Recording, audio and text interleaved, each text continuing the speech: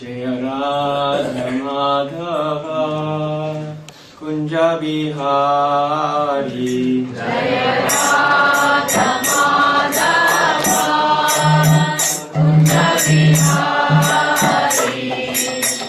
Jaya Radha Madhava Kunja Bihari Jaya Radha Madhava Kunja Bihari Gopikanda Vallabha Giridharadhari Gopikanda Vallabha Giridharadhari Yashodanandana Vrjanarandana Yashodanandana Vrjanarandana Yamunatira Vanachari Yamunatira Vanachari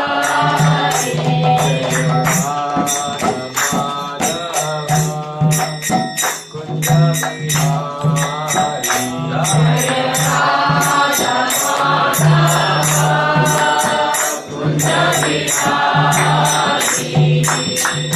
Hare Krishna,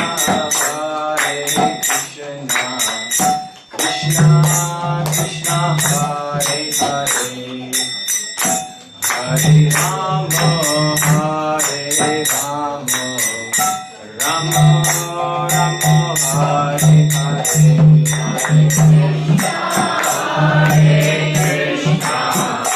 Krishna Krishna Krishna Hare Hare Hare Rama Hare Rama Rama Rama Hare Hare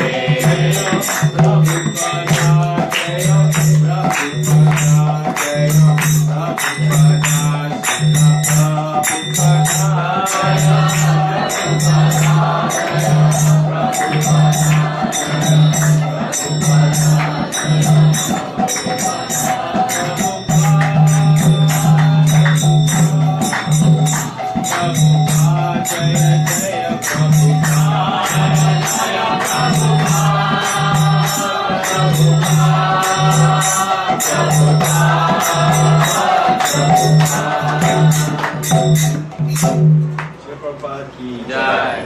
Evam Vishvakavansa Parivrahacharya Astotram Satasya Srimad His Divine Grace Srila A.C. Bhaktivedanta Swami Srila Prabhupada ki Anant Koti Vaishnava Vrinda ki Namacharya Shri Haridas Thakur ki Prem se kaho Shri Chaitanya Prabhu Nityananda Shri Advaita Gadadhara Shri Ranganatha Bhakta Vrinda ki Shri Radha Krishna Gopa Gopinath Sham Kund Radhakund Giri Govardhan ki Vrindavan Dham ki Mayapur Navadvip Dham ki Shri Jagannath Puri Dham ki Ganga Mai Yamuna Mai ki Bhakti Devi Tulsi Devi ki Shri Harinam Sankirtan Yatya ki Vigat Mridanga ki Samaveda Bhakta Vrinda ki Go Premanande Hari Hari Bol all glories some of the devotees all glories some of the devotees all glories some of the devotees all glories to Shri Guru and Shri Gauranga all glories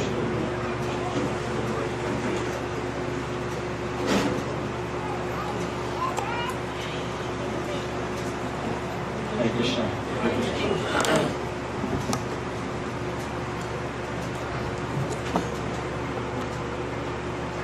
Okay, well, should we do invocation first, or because we're not doing Bhagavad Gita specifically, should we do invocation? Om Gyanti Mirandasya Gyananjana Shlakaya Chaksurmilitam Yena Tasmai Shri Gurave Namaha Shri Chaitanya Manobhistam Savikam Yena Bhutale Swayam Dadati Swavarantikam Vandeham Shri Guru Shri Yudaparakamalam Shri Gurun Vaishnavamsha Shri Rupam Sagrajatam Sahagana Gam Sajivam Sadvekam Sadhutam Parijana Sahitam Krishna Chaitanya Devam Shri Radha Krishna Padam Sahagana Lalitam Shri Shakanam He Krishna Karuna Sindhu Dinabandhu Jagapate Gopesha Gopika Kanata Radha Kanta Namaste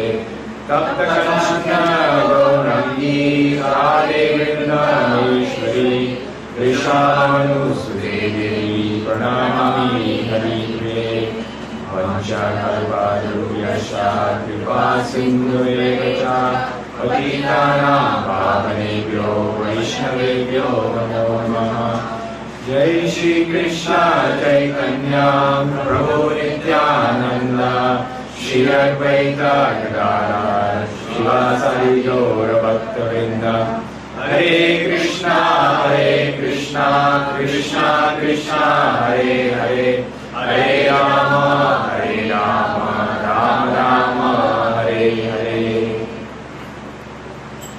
Hare Krishna, thank you for joining us today for the celebration of Lord Gauranga Mahaprabhu's appearance. Hari Bol. So it's this past Wednesday, outside of Janmashtami, is definitely on the Vaishnava calendar the other very most auspicious day. And so before we start, just want to seek the blessings from all the devotees that are present and all the senior devotees that we can speak something that is beneficial for all and also purifying for myself. So I was thinking that on such an occasion, usually I was trying to think, how are we going to mix the Bhagavad Gita verse where Krishna is showing his universal form with Mahaprabhu's appearance. And I thought most of this class I'll dedicate to Mahaprabhu's appearance. So the verse that we normally have for this week will be moved to next week. So just to start, just on some very, facts about Mahaprabhu. So he actually appeared in the year 1486. And this was in what is present-day Navadvip. And when he appeared, it was actually, by his own will, it was a lunar eclipse. And so, I'm not sure if many of you know much about Vedic astrology, but in Vedic astrology, being born at the time of eclipse is actually considered very inauspicious, right? So essentially at that time, what the devotees normally did at that time during this lunar eclipse is that because they were trying to increase the positive energy, praying to the Lord during that time, actually everybody was chanting Mahamantra. Just because it was a lunar eclipse, people knew that it was a lunar eclipse. And so everybody was actually chanting the Mahamantra during that time as Mahaprabhu was born, because it was a lunar eclipse, right? Not because they didn't actually know who Mahaprabhu was. And if those of you who know, if you remember, the reason why Mahaprabhu comes at this specific time is because he actually is coming on the prayers of Sri Advaita, right? And so if we understand back who Sri Advaita is the combined incarnation of Mahavishnu and Sadashiv. And this is a very interesting point, is that that the Lord actually comes at the request of his devotee, and his devotee sees at the time in Navadvip or in Mayapur at that time, not so many people were interested in bhakti. So at that time, very much the prominent form of worship was like Gyan and Karma Kanda. And so Advaita Acharya, he could see actually that so many people were suffering. And Advaita Acharya himself is an incarnation of the Lord. But he says, he was essentially saying, I have no ability to help these people. My Lord, you must come yourself. Actually physically come yourself, because right now the condition is so difficult, so bad in this material world that these people are so fallen. How are they ever going to take to your worship, right? And so we understand, even from the Bhagavad Gita, that in the 4th chapter, Krishna says, if people have seen the Mahabharata, yada yada hi dharmasya, right? So Krishna actually comes at that time when there's a decline in irreligion, and to bring back religious principles, right? So that's actually also there in the Bhagavad Gita. And so we know that Mahaprabhu, he's actually the son of Jagannath Mishra and Sachi Mata. And what's interesting is that before Mahaprabhu was born, many of you may not know, but there was actually, Sachima actually had 8 stillbirths, right? So that's actually a really big thing. I mean, we know that even for if a mother goes through even one of such of these experiences, it's a very difficult and traumatic experience. And we see that correlation of 8, right? So Devaki also had to undergo losses of children prior to the birth of Krishna. So again, in that same way, Sachima, for the advent of the Lord, goes through some trials, tribulations, austerities, difficulties, challenges before Mahaprabhu was born. And so what's also unique to his birth is that Sachima was actually pregnant for 14 months. I actually didn't know that until recently. That she was pregnant for 14 months. Normally, we're normally pregnant for 9 months. So they got really worried because first of all, they had lost 8 children, and now the child that she had within her wasn't giving birth at the regular time, right? Everybody would be definitely distressed given the circumstances. So they went to an astrologer at that time, and that astrologer said, no, this person, you will give birth to this person, but this is not just any ordinary person. This person will actually save the entire universe. So the astrologer already had given them that information at that time. So just a little bit more information about who is Lord Chaitanya. So we actually see many different descriptions of Lord Chaitanya even before he actually appears. So earlier this week, Rupanuga Prabhu, he was giving class at the ISKCON Toronto, and he was reciting the story that had this Leela, that actually one time Radharani, she was having a dream. And she told Krishna about this dream the next day. She says that in this dream, I saw this person, and he reminded me exactly of you. And he had this, all the feelings that I normally have. She was a little bit distressed because she says, all the feelings I normally have for you, I was having for this person, but it wasn't you. This person had a whitish complexion, right? So this person had a whitish complexion. And this was 4,500 years. This dream was 4,500 years before Mahaprabhu actually appeared. So, and then that's when Krishna actually said that this actually form that you're seeing, this whitish complexion, that's actually me. And that's actually why you feel this way. Is because that's actually me. So we understand that Mahaprabhu is actually, he's none other than in its most unique incarnation, because in the other avatars, Krishna comes, obviously there's different forms that he comes in. We know Narsimha, Varaha, again, different forms. But in this specific form, he actually is the only form that comes as both Radha and Krishna, right? So internally his mood is Radharani, and externally he appears to be a male body, right? And so that's actually, externally he appears to be as Krishna. And the reason why, it's explained that when Mahaprabhu came, there was an external mission and there was an internal mission. And so internally his mission was that he came specifically because he always saw Radharani giving him worship. And when there is the worship and the one who's worshiping, it's a little bit difficult. Krishna says that I actually don't know how you feel as a worshipper. So Krishna actually wanted to say, what is this bhakti, this bhava that Radharani is feeling when she is worshiping me? And so that is actually why internally the mood of Mahaprabhu is as Radharani, because he actually wanted to feel what it was like to be Radharani. He wanted to feel the bhava of Radharani, that bhakti that she was feeling, because as one who is being worshipped, he never had that opportunity. So this was he wanted to come to actually feel what that was, what that was like.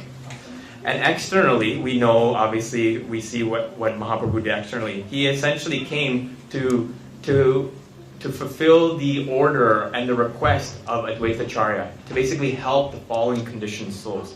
And how did he actually do that? He actually did that by actually distributing prema, or love of God, to everybody, regardless of circumstance or position in life. And he did that through distribution of the holy name of Krishna. And so, just a couple of small stories from when he was young is that during the Annaprasana ceremony, so that's usually at 6 months, and it's usually for the child when they receive their first grains, is that during this ceremony, we know that typically on top of offering the first grains, there's one specific thing that's done is to actually see the inclination of a child. They actually present the child with some options of what to choose. So in this situation, they offered Nimai. They offered Nimai some coins and the Srimad Bhagavatam. And immediately Nimai went to the Srimad Bhagavatam, right? So again, it's also already here showing the inclination of Mahaprabhu during this actual ceremony, just when he was, very, very little. And so the reason why he's named Nimai, so that this Nimai, we hear many different names for Mahaprabhu, and his early age name was Nimai. And the reason why he was Nimai, this was the name given to him by his mother, because he was born under a Nimba tree. And so that's why he has the name Nimai.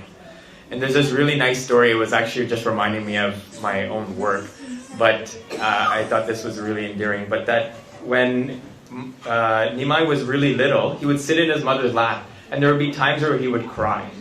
And the ladies that were around him, they would clap, and they would actually be chanting the Maha Mantra, right? And when they would be chanting the Maha Mantra, immediately Mahaprabhu would stop crying. Nimai would stop crying. And so the neighbors and everybody, they would actually observe us, and they were surprised, but they were also looking in reverence. They're saying, wow, this whenever Nimai cries, as soon as they chant the holy name, he stops. So then the Nimai actually, what these ladies used to do is they used to make him cry on purpose, right? They used to make him cry on purpose just to get him to stop crying by chanting the holy name. So here already we see that Nimai's preaching started at a very young age, right? Even when he was a child, he said he was already putting emphasis on this chanting of the holy name. And obviously because that is Leela, it's, many people would say you're making a baby cry. That's not a good thing. But here, in Mahaprabhu's Leela, we see that this was actually his way of encouraging everybody to chant, right? And for those people that actually didn't have faith in the holy name, they say, oh, we chant this name, babies stop crying. Let's do this for everybody, right? And I was just connecting it to what I do day to day at work, because I deal with a lot of babies. And I'll just share a story actually when Sashima, she's here. When her granddaughter was born, I was actually at the delivery. They called me because there were some issues. And so I saw her in the waiting room, and I was just totally surprised. And she said, I didn't know why she was there, because I didn't know what the room I was going into. And she said, my daughter-in-law, she's giving birth right now, and she's just in the room. I said, oh, I'm supposed to go in that room. And she said, make sure you chant. I said, don't worry. I said, that happens to all the babies. As soon as they come out, that's the first thing that I do when I do my examination of the baby. I've done it in such a way, Krishna has blessed me that in such a way that I can do it in such a way that the parents can be looking at me, and I can be holding the baby, and I can do it. Sometimes there's a mask on my face, and there's not. But anyways, there's always a way to go right into the ear of the baby to chant. And, I'm considered as a very fortunate service, because we're starting hopefully their spiritual life. And even some nurses have noticed, they said, they say, Dr. Patel, sometimes we look at you and it looks like you're actually praying for this baby. And they don't know what I'm doing, but that's actually what I'm doing, right? You are giving shiksha. Actually one of my godbrothers,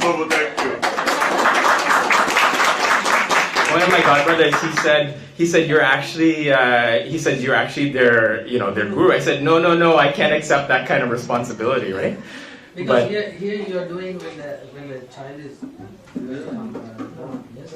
But Krishna's Kaviraj Prabhu, the Toronto temple, yes. Yeah. The Prabhupada, he is sometimes he has to handle with the kids, those who are dying also. So before crossing away, he could chant the mantra.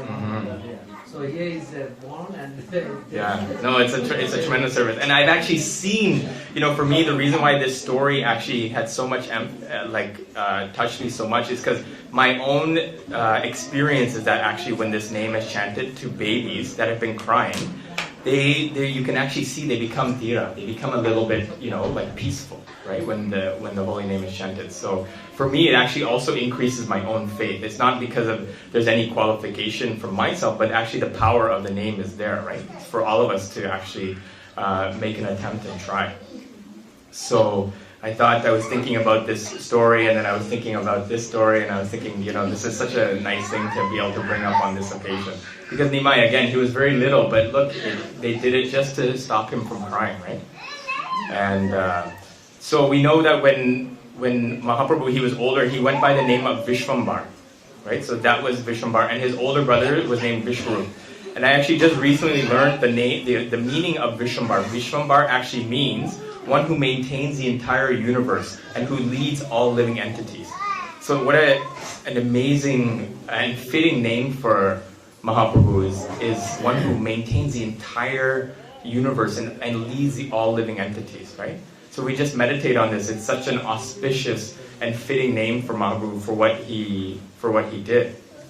And so we know actually that when Mahaprabhu was around, when he was on this earth, he actually, outside of very specific instances, no one actually knew, outside of his intimate associates, that he was actually Krishna himself. He never claimed to be Krishna, but the Shastra, it actually predicts that Mahaprabhu was. And I'll read the one verse from Srimad Bhagavatam. It says, Krishna Varanam. You know this verse? No, please can speak. I don't actually know it by memory. If you know it by memory, you can. Yeah, so it's Krishna Varnam, Tviksha Krishnam, Sangha Pongastra, Parshdam, Yagyayi Sankirtam Praya, Yagyati Hi Sumedesa. So in the age of Kali, intelligent persons perform congregational chanting to worship the incarnation of Godhead, who constantly sings the name of Krishna. Although his complexion is not blackish, he is Krishna himself. He is accompanied by his associates, servants, weapons, and confidential companions. So that's the Srimad Bhagavatam 11th canto, 5th chapter, 32nd verse. So again, we see that the reason why, and this is really the main point to emphasize here with Mahaprabhu's appearance and just his level of compassion, is that he actually came to really give the highest goal, right? The Srimad Bhagavatam says the highest goal is prema pumarto mahan, right? To love God. And so he actually came to give that to the people who necessarily weren't following rules and regulations, right? And he came to give that to everybody, regardless of male or female, whatever position you had in society, whatever your bank balance was, that didn't matter. Whatever occupation you did, that didn't matter. Everybody was giving love of Krishna. And so we see that when Krishna came, what was his kind of offering and purpose? It was to establish his Vrindavan Leela and to give the Bhagavad Gita, right? So we see that in the two different appearances, there's different purposes. But essentially, what happened is after Krishna came, then there was a slow degradation of the spiritual principles. So Mahaprabhu comes to reestablish them. And what's amazing about what Mahaprabhu came is that he came as a devotee, right? And so Krishna himself is coming as a devotee. What does devotee mean? Devotee means Vaidhi Bhakti. It means we have to follow rules and regulations, right? That's actually the meaning. Mahaprabhu could have came and just practiced Raganuga style bhakti, which is just spontaneous love, right? But no, he actually came to practice the ABCs, the basic principles, for us to see.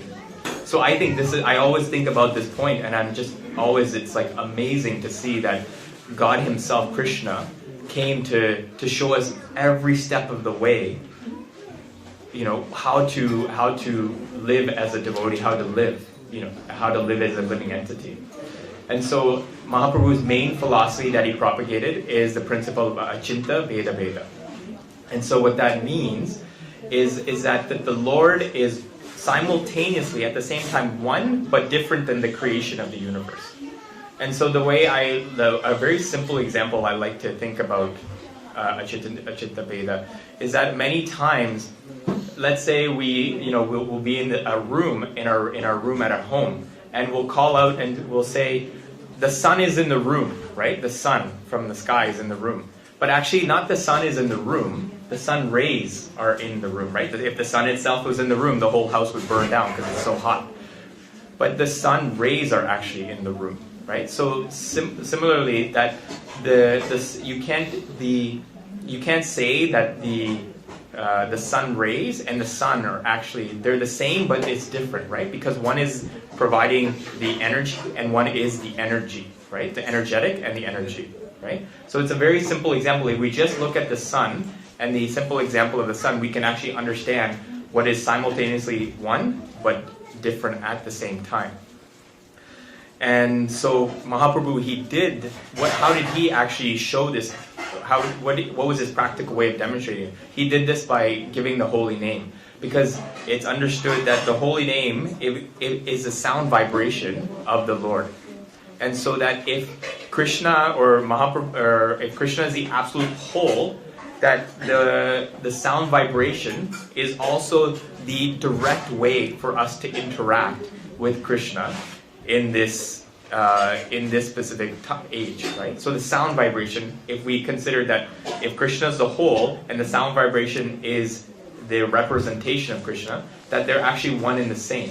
But the sound is actually energy, right? So similarly, the rays is the energy from the sun, but they're still one and the same. So that's how Mahaprabhu actually displayed this actual Achinta Veda principle through actually the sharing of the holy name. And so just to, we'll end soon, but just on a couple things to end, is that Mahaprabhu, his prediction, what is Mahaprabhu's famous prediction? Prite vite ache yata nagari gram sarvatra prachara habe morinam. So what Mahaprabhu is saying, this is in the Chaitanya Bhagavat, in the Antya 4:126. In as many towns and villages as there are on the surface of the earth, my holy name will be preached. And so how did this actually manifest? Right? This is actually through Srila Prabhupada in a very very practical way that we can see, right? And for those of it that actually don't know the reference for Prabhupada, the actual reference to Prabhupada in the Shastra is in the Brahma Vavaita Purana. And what happens is that Krishna is actually talking to Ganga Devi 5,000 years ago. And he said that in this conversation, he says that in this age of Kali Yuga, my mantra upasaka will come. So mantra upasaka specifically means one who, the great sage and worshipper of Krishna's holy name, will appear and spread this chanting of the holy name. So we actually see that in the Shastra, Krishna specifically identifies in the age of Kali the mantra upasaka, and we can practically see that this actually manifested not even from Srila Prabhupada's guru, Simha Guru, not even from Bhaktivinoda Thakur, but from Srila Prabhupada, right? So think about, that's his position, that so many great people came before him, and Prabhupada actually was the one who took it all over the world. It's not a small thing, it's a really, really big deal. And one of the things that we should also meditate on, this is something that I try to, it's a very high instruction to live by, but one that always will keep us very careful in our spiritual life. But Mahaprabhu, specifically his instruction for all of us is, Yara Deka Tarakara Krishna Upadesha, Amara Agyana Guru Hana Taradesh, right? So he says, my orders for all of you to become spiritual master, all of you to become guru, right? And so, if you think about it, in this actual, for Mahaprabhu to say that in this age of Kali, where in the Shastra, in the Srimad Bhagavatam, it says at best, the entities of the age of Kali, they'll be Shudra at best. But even he's saying, for all of these living entities, he's saying, no, he says, you also become Guru. right? So that's actually Mahaprabhu's instruction for all of us. It doesn't matter if you're mom or dad, brother or sister, whatever position you may have in life. No, we all actually, what that actually means is that first we have to actually take up the process, purify ourselves, and then we can try to help and assist others, right? So that instruction is there, right from Mahaprabhu's words, that we should also try to take up the responsibility of trying to help Mahaprabhu and help Prabhupada in this message. Should we end? Yes? Okay, so on that note, we will end. I wanted to read the Shikshashtakam, which is the 8 verses that Mahaprabhu left, but we will save that for another day. Chaitanya Mahaprabhu ki jai. Srila Prabhupada ki jai.